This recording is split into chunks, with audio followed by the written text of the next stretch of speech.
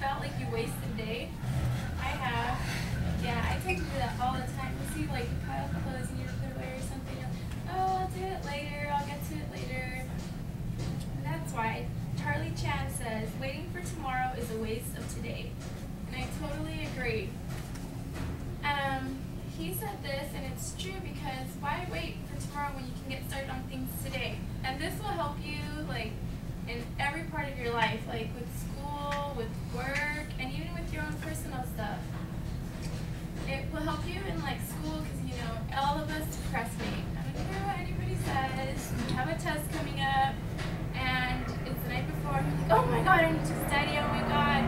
So you, like, start pulling on your nose, and make flashcards, or calling up your friends, like, what's the answer for this, what's the answer for that?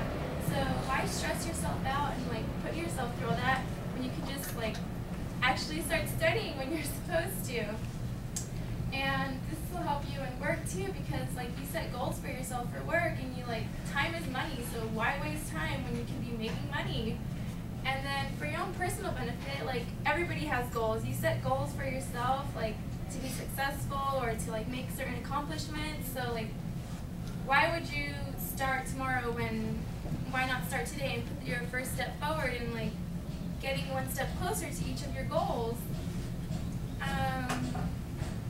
So therefore, you should start today and don't waste your days. And I don't know, like, I have goals. Like, I want to be a teacher one day, so I could, you know, sit around and take, like, a class here, a class there, and, like, not go forward, when instead I'm, like, taking a bunch of classes, and, like, yeah, I procrastinate once in a while, but, you know, doing what I need to do in order to stay on top of things and to move forward. And occasionally I do waste a couple days, but for the most part, I try to, like, not waste as much time, because it's true. That day that you wasted, it's never coming back. You're never going to get it back, and it's going to be gone forever. And you only have one life, so might as well, you know, take your steps and, like, enjoy life and make sure you accomplish as much as you can.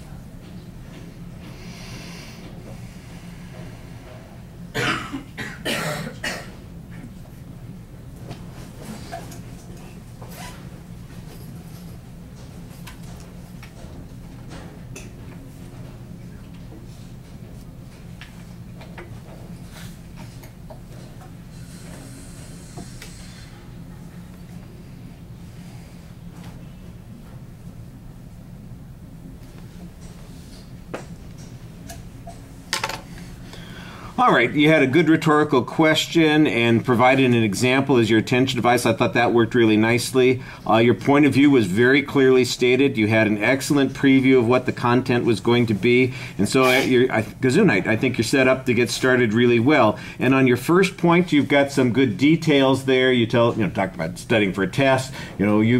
I'm surprised you didn't even mention the test that we've got coming up in here in 48 hours, and how much studying you've done on that. But you've got a little bit of detail on a hypothetical example that's okay. Your second point, you basically don't have anything to give an illustration on. You basically say the same thing, and you don't have any point to illustrate a story to make it interesting or very useful. The third point, you almost run into the same problem, because you start, and personally, that sort of thing, and then it sounds like you're kind of finishing with the speech, and then just before you get to where you're going to finish with the speech, you come back and say, I have some personal goals myself, and then go, aha, there's your supporting material on that third point, and you did an okay job coming up with a couple things to say there. So you're on the right track developing content. It's very easy to follow, so the structural stuff is pretty solid there. Could you do a little bit better on the content? Sure you could. On the presentation issues, I thought you did an excellent job. You have great variety in your voice. You don't necessarily project really powerfully, but you do use the variety in your voice very effectively. And I thought that there were lots of good indicators. You got the topic out of your hand. You're animated when you're speaking to us. You have very solid eye contact with all parts of the audience. You're not just scanning. You're kind of looking and talking to people as you're going through, which is exactly what you want to do. And you seem engaged. I thought you had a really good summary and exit line, and that helps a lot too. I thought you got a little bit better involved with the speech at that last part when you're talking about your personal experience. And don't be shy about using personal experiences, because that's what you're talking about. You're talking about how I see this, why I feel this way, and those I think are good illustrations. Okay? Thank you. Dwayne, if you would, come get a topic and send in Cheyenne.